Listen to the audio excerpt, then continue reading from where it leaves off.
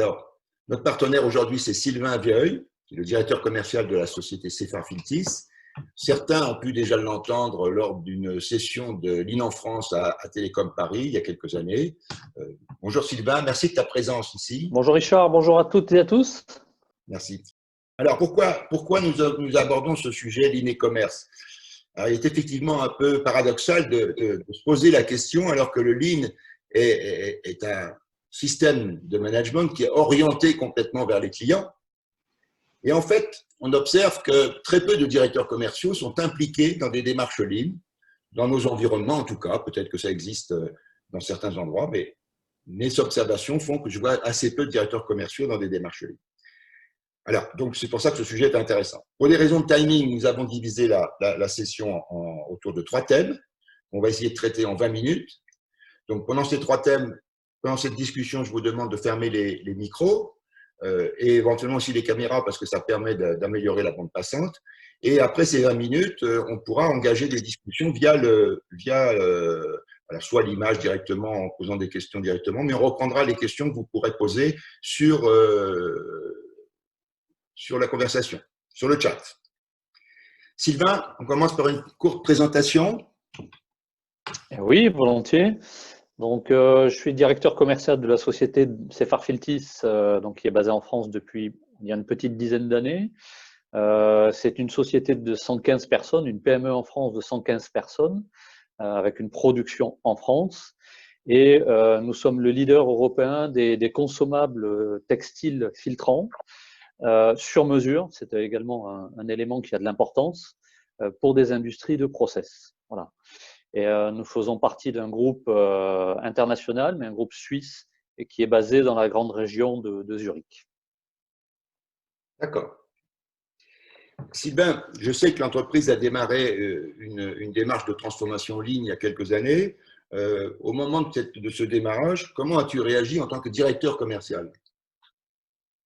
Oui, donc le démarrage de la démarche Lean du point de vue du commerce est toujours un petit peu, comment on va dire, étrange dans ce sens que pour les commerciaux et pour le directeur commercial que je suis, c'est nécessairement, je dirais, une évidence que de devoir s'occuper des clients. Et pour nous, écouter les clients, je dirais que quand on commence la démarche Lean, on se dit qu'on écoute déjà les clients. Donc, de ce point de vue-là, on se dit qu'on n'a pas grand-chose à apprendre. Voilà, c'est un petit peu le ressenti qu'on a au début de cette démarche. Et en fait, il y a énormément à apprendre. Le Lean n'est pas, je dirais, une démarche qui doit être centrée uniquement sur la production. Le commerce a énormément de choses à apprendre et à apporter à cette démarche globale dans l'entreprise. Donc, nous, très concrètement, comment est-ce que le service commercial a mis le pied, je dirais, à l'étrier de cette démarche Lean? Eh bien, en traitant vraiment complètement les réclamations, ce que nous ne faisions pas au démarrage. Avec le recul, je peux dire que c'est ce que nous ne faisions pas au démarrage de la démarche Lean. ouais, en général, c'est assez facile de traiter quelques réclamations pour dire au client qu'on s'occupe de lui, mais le traitement des réclamations clients dans une démarche Lean a d'autres objectifs. Voilà, exactement. Donc, il faut bien comprendre que quand un client ouvre une réclamation, c'est un moyen pour lui d'envoyer un message, je dirais, clair, qui est plus positif que négatif d'ailleurs, qui est qu'il a envie de travailler avec nous et qu'il nous explique en quoi notre produit ne convient pas à son usage, à son application, à son process. Donc, il faut savoir écouter cette chance que nous offre le client et la mettre à profit. Nous, je dirais qu'on avait tendance à traiter les réclamations plus sur le plan financier, c'est-à-dire qu'on ouvrait les réclamations lorsqu'il y avait un impact financier. Ça, c'est déjà le premier point. Le deuxième point, donc, je pense comme toute entreprise, on participait aux statistiques pour les faire remonter au groupe. Aujourd'hui, l'ouverture des réclamations, au-delà d'être systématique, est une démarche que l'on favorise au niveau des commerciaux en invitant les commerciaux à ouvrir les réclamations, y compris si la réclamation n'est pas formulée par écrit, Simplement, ça peut être effectivement un point gênant évoqué par le client au travers de nos échanges avec lui lors de visites, par téléphone, par mail. On n'a pas besoin aujourd'hui de recevoir une ouverture officielle de réclamation pour l'ouvrir chez nous. D'accord. Alors, donc j'imagine que tous les commerciaux aujourd'hui participent à ce traitement des réclamations et en profitent pour mieux comprendre un petit peu ce que souhaite le client et qu'est-ce que vous avez appris finalement à travers les réclamations ou à travers ce changement de posture? Alors, on a appris qu'en fait, la réclamation, c'est l'outil, je dirais, qui permet de comprendre réellement ce qui a de la valeur pour le client. Donc, nous, nos produits sont d'une part sur mesure, en plus textile, donc je dirais qu'il est très facile d'adapter le produit à l'usage du client, mais il est aussi facile de s'en éloigner si on ne s'imprègne pas vraiment de la problématique du client. Donc, aujourd'hui, avec les commerciaux, on s'attache à bien comprendre quelle est la problématique du client. Quand je dis problématique, ce n'est pas nécessairement un problème actuel vécu avec nos produits, mais simplement quel est l'usage que le client en a, quelle est l'expérience du client avec notre produit et comment est-ce qu'on peut améliorer cette expérience au niveau utilisation, performance. Et concrètement, ça se passe comment? Comment font les commerciaux dans la vraie vie maintenant? Alors, il y a bon, deux parties. Il y a bien entendu la partie visite client qui est importante, qui je dirais rejoint ce que finalement font la plupart des commerciaux, bien entendu. Mais il y a également un partage d'expérience en interne dans l'entreprise. D'une part, au niveau des réclamations, c'est-à-dire qu'on partage tous ensemble les réclamations qui ont été ouvertes, qui ont été traitées avec les commerciaux et avec le bureau d'études. Donc ça, c'est déjà un premier point. Et un deuxième point, c'est de partager également ensemble nos expériences sur les développements produits. Développement produit ne sous-entend pas forcément d'avoir de l'innovation, mais simplement, chaque fois qu'on développe un produit sur une application particulière, eh bien, on échange entre nous de savoir ce qui a marché, de savoir aussi ce qui a moins bien marché. Donc ça, voilà, je dirais deux jambes. La première, donc, c'est la visite client qui est peut-être plus approfondie et sur lequel on va se centrer encore une fois sur la problématique et l'usage du client. Et la deuxième partie, c'est l'expérience, l'échange sur l'expérience en interne à l'entreprise. Tu as des anecdotes précises à nous raconter sur ces sujets? Comprendre la problématique du client, oui, j'en ai plusieurs. Donc, par exemple, nous avions développé en interne, c'est suite à une longue réflexion, les certificats d'aptitude au contact alimentaire en version électronique. Enfin, hier, on les faisait en format papier, aujourd'hui aussi. Et donc, nous avions eu cette idée d'envoyer les certificats sous voie électronique à nos clients en pensant que ce serait plus facile à archiver pour eux. Et lorsqu'on a présenté cette belle innovation à l'acheteur, au responsable de production et à la personne qui s'occupe du magasin, le magasinier a pu dire, écoutez, tout ça c'est très beau, c'est formidable pour les autres clients, mais chez nous, ça doit être fait sur papier, dans le carton, glissé dans le carton. Et ce certificat va accompagner sous format papier nos produits dans leur vie depuis le stockage jusqu'à l'utilisation. Et c'était intéressant en fait de voir le décalage, la bonne idée qu'on avait eue derrière notre ordinateur ou je dirais en interne à l'entreprise, et puis présenter cette idée chez le client, ben, finalement n'a pas nécessairement trouvé l'écho qu'on en attendait. Donc de ce point de vue-là, je dirais que chaque client a un besoin qui est unique, et c'est aussi ce qu'il faut savoir entendre et écouter, quoi. Ouais, ça veut dire, en t'écoutant, ça veut dire que l'expérience client, c'est celle qui consiste aussi à recevoir le colis, à le déballer, à recevoir, à traiter, par exemple, le certificat ou autre chose, à déplier le produit, etc. C'est un ensemble de choses, quoi. Pas seulement l'utilisation à proprement parler. Exactement. On avait beaucoup tendance à se focaliser sur la performance du produit. C'est un point important, évidemment. Mais aujourd'hui, je dirais que on fait beaucoup plus attention à l'expérience client. On entend beaucoup parler de l'expérience client. C'était pour moi aussi un thème qui était étranger, je dirais. Mais par contre, en suivant notre produit depuis la réception chez le client en passant par le déballage, comme tu l'as dit, le stockage est important, le déballage, la mise en place, l'utilisation, la fin de vie. Tous ces éléments-là sont des points que nous regardons maintenant avec attention, ce qui n'était pas le cas auparavant, ou peu le cas auparavant, on ne va pas se le cacher.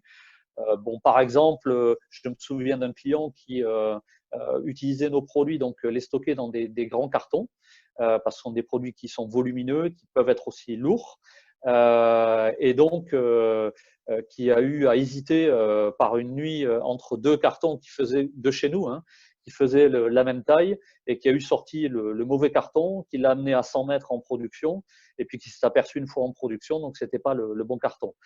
Très simplement là-dessus, plutôt que de penser comme on pourrait l'imaginer, je dirais, dans une première étape, que le client aurait peut-être dû mieux stocker le produit ou mieux identifier le produit, on a très simplement donc étiqueté nos produits complètement différemment, avec des grandes, en accord avec le client bien entendu, avec de grandes étiquettes rouges, vertes, des grosses écritures, pour que ce soit simple à identifier chez le client quand ce sont deux produits stratégiques mis dans des grands cartons comme ça, qui peuvent être confondus.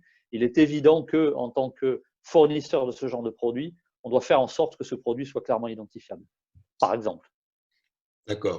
Mais alors, écoutez, le client, est-ce que c'est quelque chose de systématique ou, par exemple, dans ce cadre, dans ce cas-là, le client vous avait rien demandé? Exactement. Le client ne nous avait absolument rien demandé.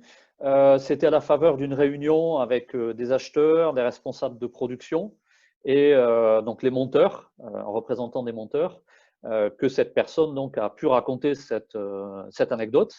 Et là donc évidemment, m'est apparu comme une évidence de devoir aider le client à identifier plus clairement son carton. Mais c'est vrai que nous n'avons pas eu de réclamation. Le client n'a pas pensé que nous pouvions apporter une solution sur l'identification des cartons. Donc, je dirais que écouter ses clients, c'est aussi, oui, partager son quotidien, être là quand il sort les produits en stock, mais aussi assister, pour ce qui nous concerne, au montage du produit dans les ateliers. Ce n'est pas nécessairement ce qu'on faisait aussi régulièrement auparavant. Donc, je dirais que en allant sur le Gemba du client, en participant au montage de nos produits chez le client, on voit aussi des pistes d'amélioration très clairement qui font partie de la vie du client, ou disons de la vie de nos produits chez nos clients. Quand on est Donc, en… Pardon, excuse-moi. non, non, si je peux là aussi donner une anecdote, partager une anecdote avec vous. Donc, on livrait des produits de différentes tailles dans un seul carton. Et là aussi, c'était des grands produits. Et on s'est aperçu, là, pour le coup, avoir assisté au moment du montage, que le client était obligé de sortir notre produit, de le déplier complètement à deux ou trois personnes pour identifier le bon produit avec la bonne taille, pour pouvoir le mettre en place au bon moment. Donc, le client était obligé de sortir tous les produits du carton pour identifier les bons produits. Et ça nous a effectivement, voyant ça, sauté aux yeux. Donc, ça nous a fait repenser à, l'identification de nos produits dans le carton, chaque produit identifié. Mais ensuite, pour les monteurs, classer nos produits dans le carton de manière à ce que le premier produit sorti du carton soit le premier produit à monter au niveau du filtre. Voilà très clairement comment on peut, en s'inspirant de ce qu'on voit sur le Gemba, repenser, je dirais, notre conditionnement. Ça n'a pas changé l'emballage, ça n'a pas changé, je dirais, notre manière de travailler en logistique, mais par contre, ça a changé la vie au niveau des monteurs, bien entendu. D'accord. Donc, si je comprends bien, le client ne dit pas tout, hein, Oui, puisqu'il ne se rend même pas forcément compte lui-même de tous les problèmes qu'il peut rencontrer avec le produit. Et d'autre part, quand il dit des choses, il ne dit pas forcément des choses qui vous conviennent bien. Je me souviens dans la préparation de ce webinaire, tu m'as parlé d'un client qui avait été rechercher une spécifique technique dans un institut technique de son syndicat, j'imagine, et que finalement, vous avez refusé de lui vendre. oui, exactement. Donc, c'est un client qui nous a demandé de lui livrer, de lui proposer ou voire de lui fabriquer, si ça n'était pas dans notre gamme, un tissu avec des caractéristiques techniques très particulières. Et parce que lui savait de sources sûres que c'était ce produit qui allait convenir à son process. Donc, dans un premier élan, on a refusé de lui fabriquer, de lui produire ce tissu-là pour s'intéresser à sa problématique dans son process. Et là, donc, je dirais, on s'intéressait à son installation, à son unité de fabrication, à sa problématique très concrètement, et on lui a proposé un produit qui, on peut le dire, était très différent de ce qu'il nous avait demandé en première mouture. L'important derrière tout ça, c'est qu'on s'est intéressé aux conditions d'exploitation, à la problématique, au fait que son atelier était un goulot d'étranglement pour réaliser, confectionner un produit sur mesure qui lui a convenu réellement. Et en ça, je dirais qu'on a fait sauter le goulot d'étranglement dans l'atelier de fabrication. Et donc, ce qui était important, c'est de voir l'écart à la fin entre le produit initialement demandé et le produit qu'on a pu réaliser en s'intéressant vraiment à sa problématique. D'accord, je comprends. Donc, en fait, après l'approfondissement du processus de réclamation, du traitement des réclamations pour mieux comprendre un peu ce que valorise le client et voir comment chez vous, quel impact ça pouvait avoir, après avoir observé l'ensemble du parcours du produit chez le client, depuis la réception jusqu'à son évacuation, le troisième sujet qu'on voulait aborder, c'est celui de l'innovation. Oui. Comment l'innovation produit rentre dans votre travail aujourd'hui? Alors, l'innovation produit, de notre point de vue, découle de nos observations sur le Gemba du client. Là aussi, je peux expliquer en quelques mots quelle a été notre démarche. Ce sera, je pense, beaucoup plus concret et éclairant. On a développé un produit il y a quelques années qui apporte une performance supérieure aux clients. Toutefois, donc ce produit est bien né, je dirais. Toutefois, on a découvert, en allant sur le Gemba du client, en allant assister au montage chez le client, en allant vivre avec lui cette opération qui est importante au-delà de l'exploitation, que notre produit était contre-intuitif au niveau du montage pour les clients. C'est-à-dire que le client avait certaines habitudes. Alors, plutôt que de dire le client, je peux même dire les clients de manière générale ont certaines habitudes de montage et que notre produit allait contre ces habitudes-là. Donc, ça veut dire qu'il fallait produire une notice, ce qui n'est pas très gênant, mais plus que ça, donc éduquer le client pour lui dire ne faites pas comme vous faites habituellement, montez-le différemment et le produit fonctionnera mieux. Et donc là, on touche, je dirais, aux limites de l'innovation parce que une personne qui n'aura pas été formée dans nos process, on sait qu'il y a des équipes de nuit qui viennent travailler, remplacer les filtres. Et donc, ces personnes-là n'ont pas forcément eu l'information par les équipes de jour, n'ont pas forcément été touchées par cette information-là qui peut être importante. Et donc, en fait, très clairement, on a vu que le produit était posé problème au client, en fait, hein, très concrètement, posé problème au client. Donc, on s'est aperçu de ça comment? En visitant le client, en montant le produit avec lui, en lui expliquant, on s'est rendu compte que ce n'était pas pratique. Voilà, pour être très clair, ce n'était pas pratique. Donc, on a repensé notre produit pour être toujours aussi performant, mais pour être non seulement facile à monter, dans le sens où le client ne devait pas changer ses habitudes, mais voire même apporter un plus, un gain de temps, un gain de praticité au niveau du montage. Et de là est née effectivement une amélioration nette et franche de notre produit en termes de développement. Donc voilà comment, en s'appuyant sur une observation du Gemba chez le client, on en découle en fait une innovation.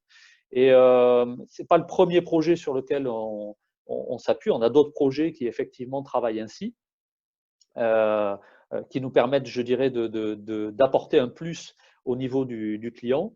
Et ça se fait aussi en étroite collaboration avec la R&D. D'abord, pourquoi? Parce que c'est la R&D qui développe le produit. Donc ça, on peut dire bien entendu, comme dans toute entreprise. Mais ce n'est pas seulement ça, c'est qu'aujourd'hui, la R&D, donc un représentant de la R&D, ça peut être le responsable ou ça peut être d'autres techniciens ou d'autres ingénieurs du service R&D, viennent avec nous, avec les commerciaux, voir le client, monter le produit qui a été développé chez le client, discuter avec le client, voir quelles sont ses éventuelles problématiques ou questions et essayer de trouver une petite amélioration ou voir si tout simplement donc, le produit développé lui convient. Et voilà comment, sans cesse, grâce à ça, d'abord, on fait rentrer la culture du client à l'intérieur de l'entreprise et dans le service R&D. Donc ça, je crois que c'est vraiment très important. Et puis également, donc, on a ce corollaire du client qui se sent également écouté au sens large, c'est-à-dire que ce n'est pas seulement l'acheteur qui parle, ce n'est pas le responsable de production qui parle, c'est le technicien, le monteur, l'utilisateur. Voilà, on va jusqu'à discuter avec ces gens-là, à écouter leurs propos. C'est vraiment extrêmement enrichissant et important pour nous. Ça me paraît intéressant, d'autant plus que je crois que pour que tout le monde comprenne un peu de l'importance de ces sujets, quel temps faut-il pour monter et démonter vos produits sur les machines utilisées par le client en général? On est de quel ordre de grandeur? Bien, je dirais en comptant la manutention, ça peut aller du quart d'heure, la demi-heure, jusqu'à plusieurs jours. Voilà, on est quand même sur des sujets qui sont problématiques pour le client. Et qui sont impactants pour le client dans la mesure où effectivement on est sur des ateliers de production. Donc un arrêt de ce type d'unité-là peut être, même s'il est prévu, c'est-à-dire qu'on sait bien que arrêter un filtre sur plusieurs heures, ça a été anticipé par la production. Néanmoins, si on est capable d'offrir un produit qui va se monter plus vite, qui sera plus pratique à monter, la pénibilité sera réduite, le risque sera peut-être aussi également réduit, ça a forcément un impact, un avantage, pas que humain, mais aussi financier, du point de vue du client, puisqu'il peut redémarrer sa production plus rapidement. Ah, Sylvain, moi je te remercie parce que j'ai trouvé que tes explications étaient tout à fait claires. On a fait notre job, là, les 20 minutes que l'on voulait, sur lesquelles on voulait se développer un petit peu. Maintenant, on espère que vous avez des tas de questions, y compris sur des sujets qui n'ont pas été abordés. On a sélectionné exprès 3 sujets pour ne pas partir un peu dans tous les sens, mais il y a plein de sujets que vous pouvez imaginer concernant le lean dans une direction commerciale, avec des commerciaux, etc. Je pense que toutes les entreprises ont à peu près les mêmes situations. Donc, ça nous intéresserait et je pense que Sylvain est tout à fait prêt à répondre à des questions, quelles qu'elles soient, je pense. Naturellement, bien entendu, je vous invite à poser vos questions. Donc là, pour le moment, j'ai pas de questions. Donc, on va patienter quelques minutes. Quand on préparait cette réunion, donc n'hésitez pas à poser vos questions pendant qu'on papote un petit peu. Quand on préparait cette réunion, il nous est apparu finalement que cette notion de user experience qui était très, très développée, qui s'est très développée ces dernières années dans l'informatique, finalement, elle est revenue par une petite porte dans votre travail de commercial. Je me trompe? Non, non, non, c'est tout à fait juste. Pour moi, bon, parler de l'expérience client, je dirais, bon, c'est vrai qu'on en entendait parler, on entend aussi toujours parler, mais je dirais que ça avait quelque chose d'un peu nébuleux, impalpable. En réalité, donc, en s'intéressant non seulement au parcours de notre produit dans l'entreprise des clients, l'expérience client, pour le coup, c'est quel est le vécu des différents interlocuteurs au contact de notre produit. Donc c'est ça qui est intéressant. Mais ça a pris son sens vraiment, je dirais, à partir du moment où on a considéré que tout interlocuteur dans l'entreprise de notre client, donc le client avec un grand C, on travaille avec des industries qui peuvent avoir plusieurs centaines de personnes, mais tout interlocuteur au contact de notre client est important et a des choses intéressantes à nous apprendre sur l'usage qu'il fait de notre produit. Et donc, à partir de là, de se poser la question, comment est-ce que nous, on peut faciliter, au moins entendre déjà dans un premier temps, écouter le client, hein, comme je l'ai dit tout à l'heure, mais également faciliter la vie du client, de l'interlocuteur au contact de notre produit. Donc, c'est en ça, je dirais que l'expérience client a pris tout son sens, quoi. Alors, pour éclairer un petit peu ce qu'on dit là, en fait, tout ça paraît tout à fait magique, mais en fait, ça a mis combien de temps, de mois ou d'années pour que vous arriviez finalement à ces conclusions, à tout ce que tu racontes? Bon, je dirais que ça a mis globalement plus de 5 ans. Il faut savoir que c'est long, dans le sens où c'est un processus intellectuel. On travaille avec des gens. Le frein le plus important, je crois que c'est le frein intellectuel. J'ai pu le constater moi-même, puisque au démarrage de la démarche Lean, j'étais pas spécialement opposé à ça, mais je ne comprenais pas quelles pouvaient être les implications. Et donc, il faut du temps pour ça. Il faut être capable de se remettre en question et ça ne peut pas se faire sur une courte période. Il faut être guidé aussi. Donc, il faut vraiment, bon, pour nous, ça a été, je dirais, 4-5 ans minimum pour que ça puisse infuser, quoi.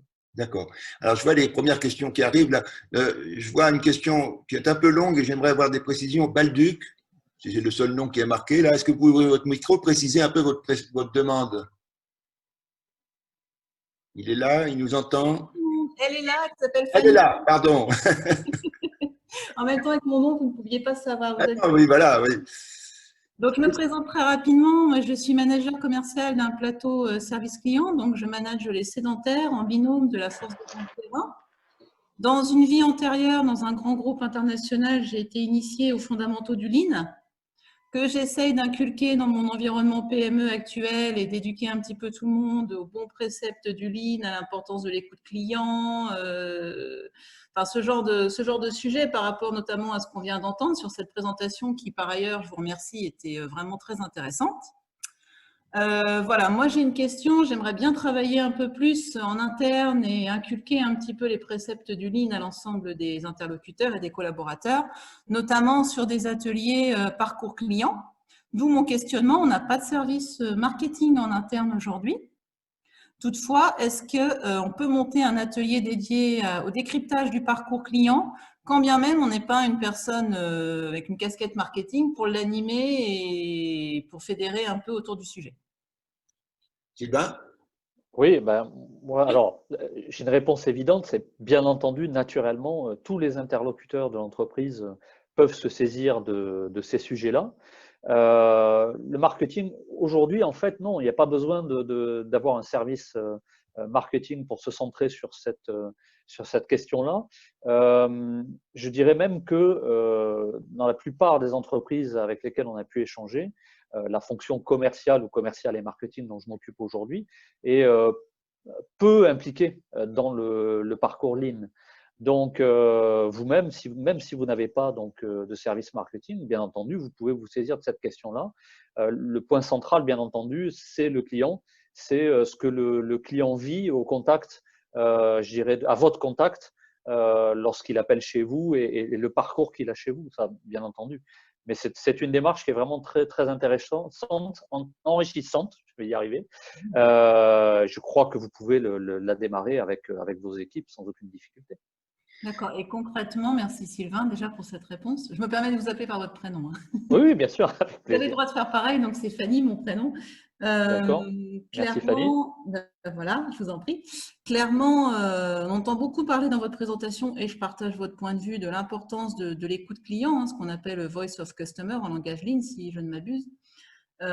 Concrètement, d'après vous, le meilleur moyen, c'est quoi? C'est quand le commercial se déplace chez son client, c'est de faire des questionnaires d'écoute à différents moments du parcours client, parce qu'on parle beaucoup d'écouter le client suite à l'expression d'une insatisfaction. Je vous rejoins également, mais il a certainement des choses à dire aussi sur des attentes de développement en logistique, en produits, enfin différents sujets qu'il n'exprime pas puisqu'on ne lui pose pas la question en fait.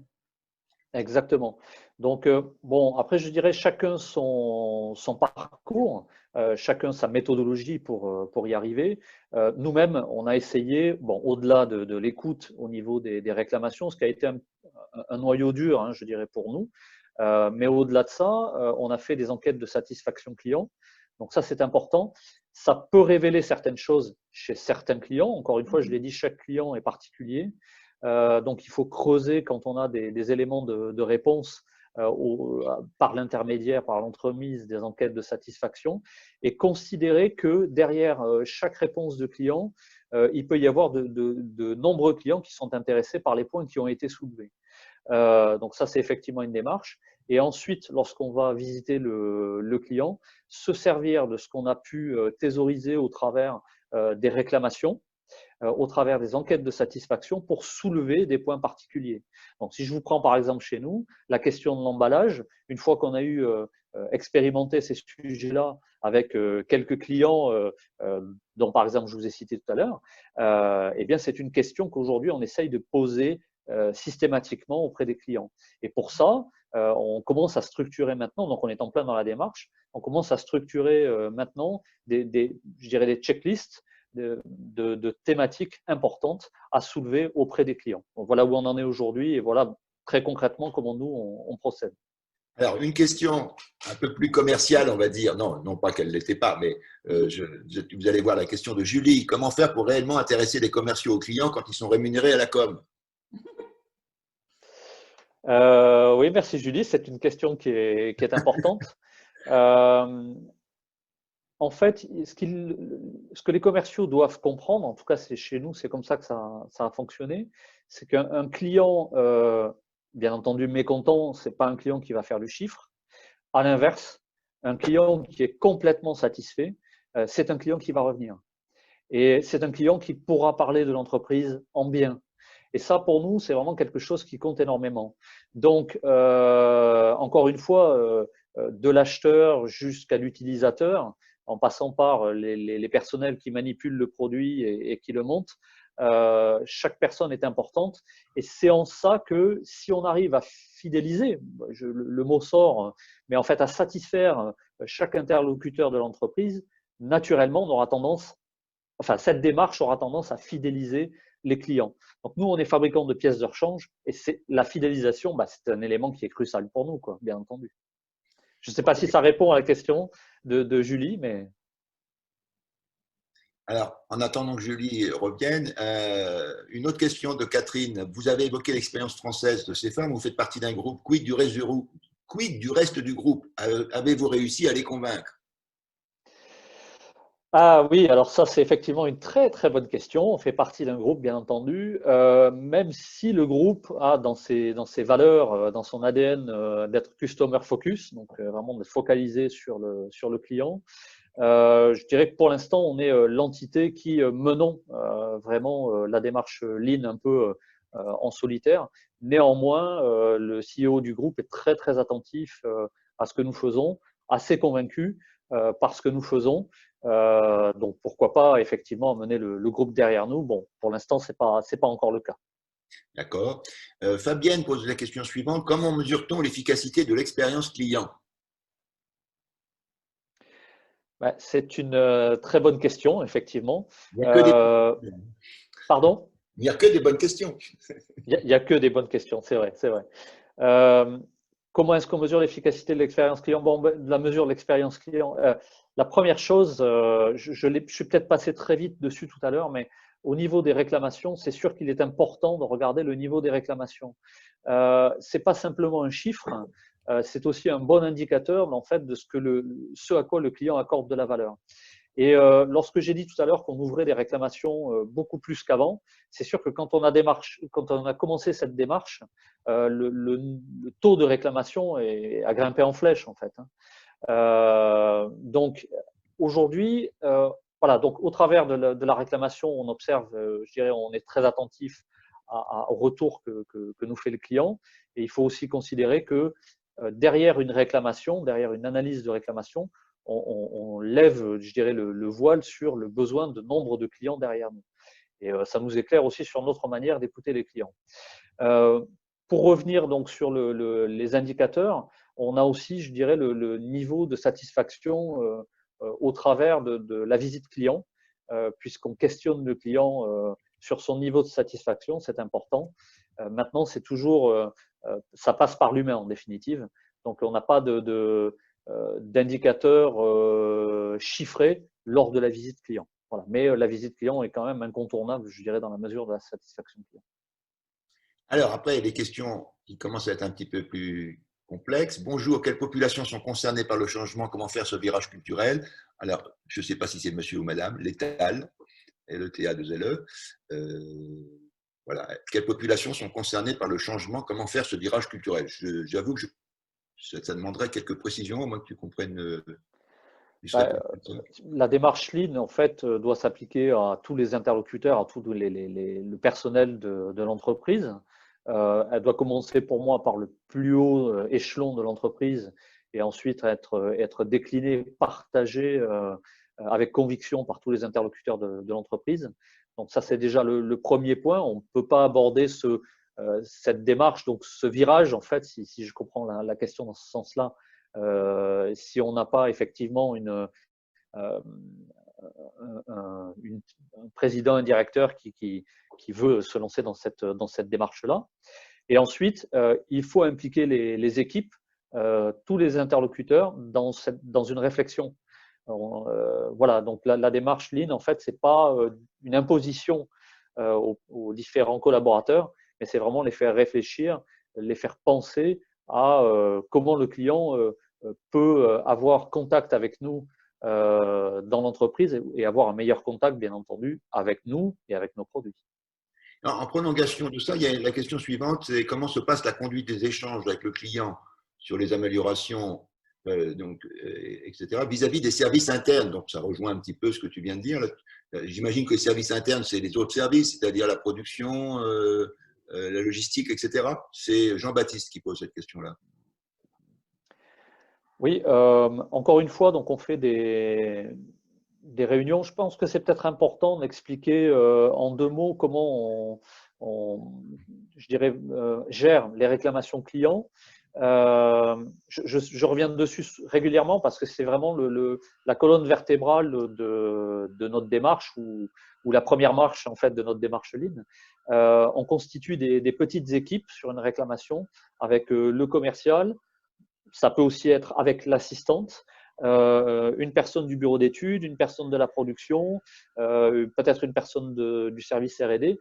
Et voilà comment, avec ces petites équipes, on arrive à résoudre la problématique client et ensuite on partage, on diffuse, comme je l'ai expliqué tout à l'heure, cette information aussi bien au niveau des services production que du bureau d'études, que du service commercial.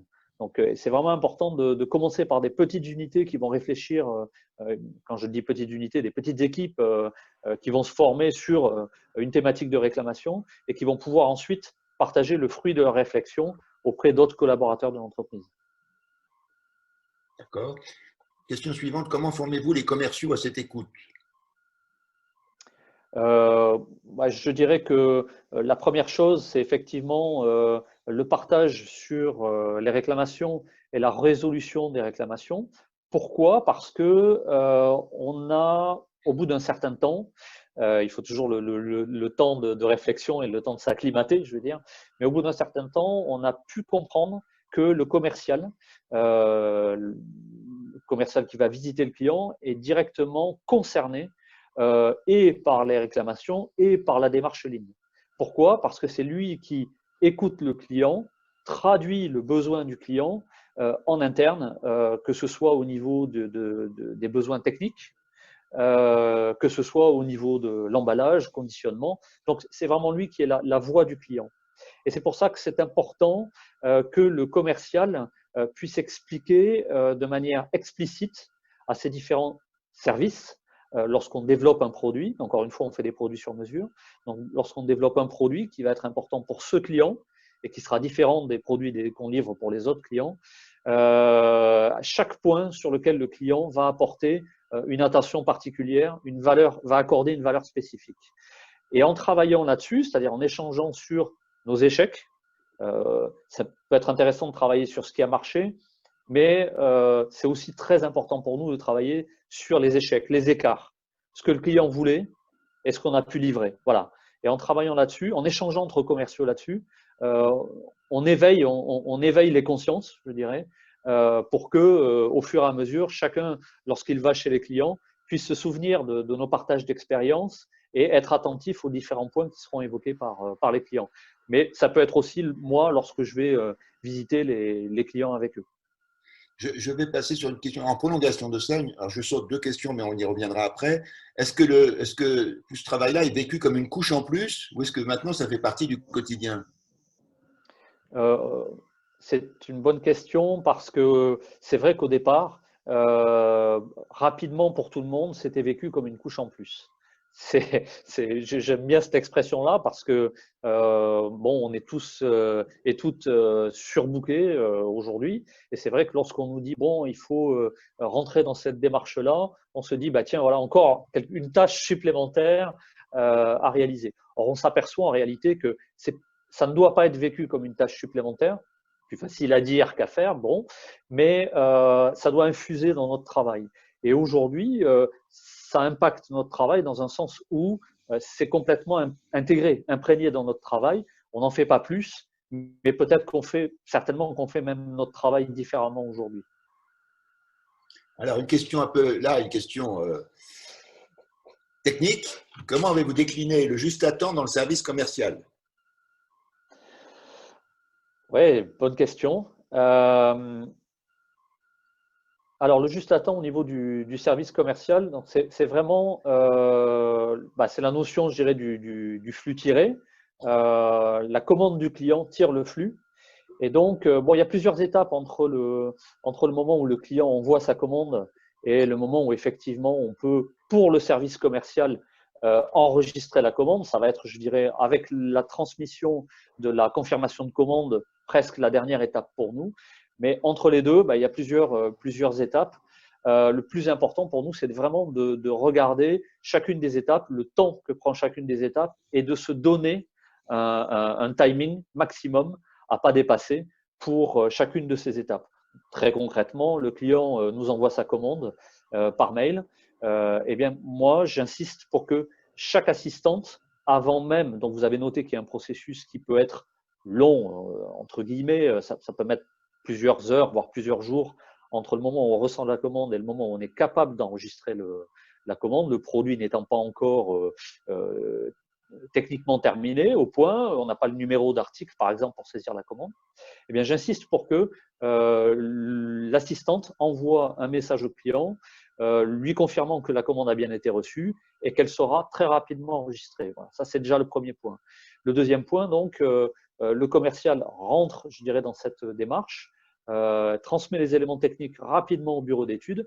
Et le bureau d'études sait qu'il a très peu de temps, 48 heures maximum, pour sortir l'article parce qu'il y a une commande derrière et que le client attend. Et à la suite de ça, l'assistante, lorsqu'elle a le numéro d'article, a 24 heures maximum pour enregistrer la commande dans le système. Voilà comment on travaille aujourd'hui sur un cycle long. Hein. Là, on parle d'un développement d'un article. Quand l'article est déjà existant chez nous, bien entendu, le cycle est beaucoup plus court. Dans la prolongation de ça, moi j'ai une question personnelle. Est-ce que on a parlé de qualité avec les réclamations, etc., entre autres. Est-ce qu'il y a des questions délais avec vos clients? Est-ce que les clients sont satisfaits des délais de livraison en général, ou est-ce que vous avez beaucoup travaillé là-dessus, vous et les autres services de l'entreprise? Alors,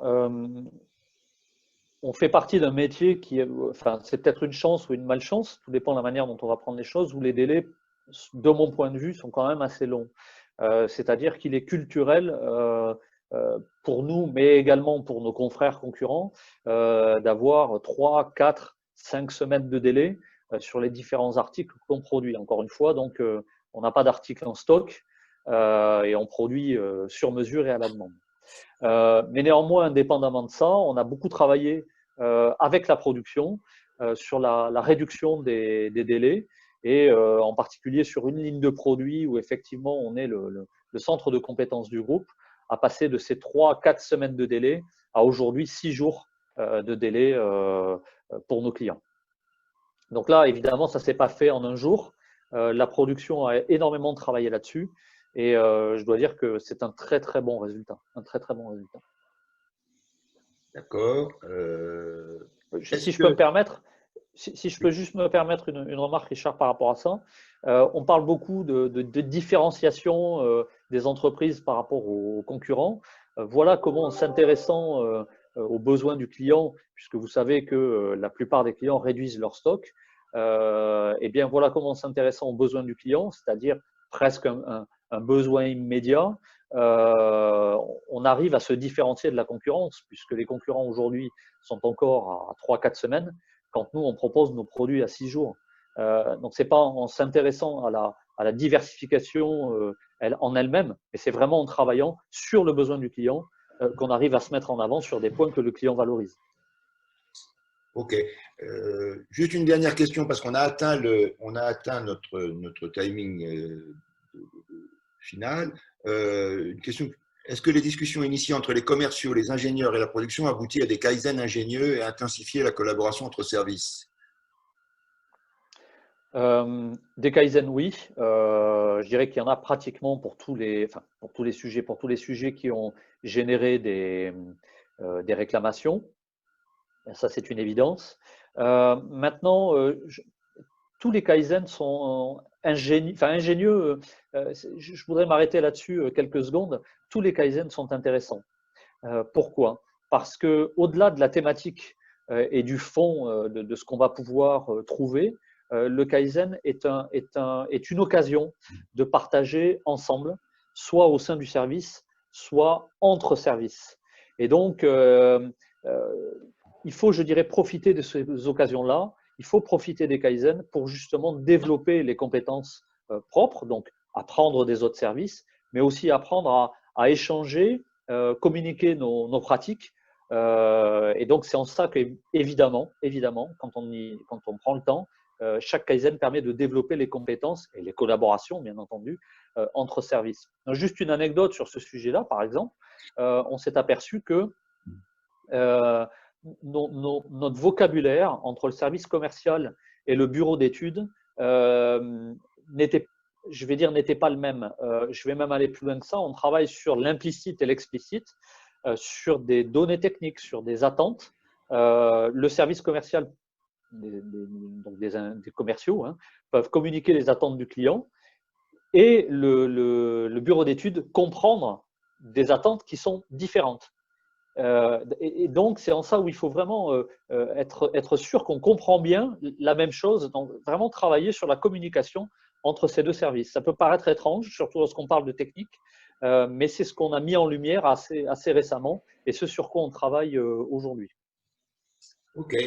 En fait, donc on va achever là, mais je pense il y a quelques questions auxquelles on n'a pas répondu, mais je pense qu'on y répondra probablement par mail directement, puisqu'on a le nom des personnes et leur mail. J'ai l'impression que pour le prochain webinaire, il va falloir qu'on passe de 3/4 d'heure à 1 heure, s'il y a autant d'intérêt. Moi, je remercie Sylvain, je remercie Samira et Rémi qui ont organisé ce webinaire. Et puis, je vous souhaite donc une excellente journée et rendez-vous dans le prochain. Je pense que ce sera à peu près dans 1 mois ou 2, je ne sais plus exactement. Voilà. Merci à tous et à tous. Merci pour votre attention et merci pour vos questions. Au revoir tout le monde. Au revoir. Au revoir.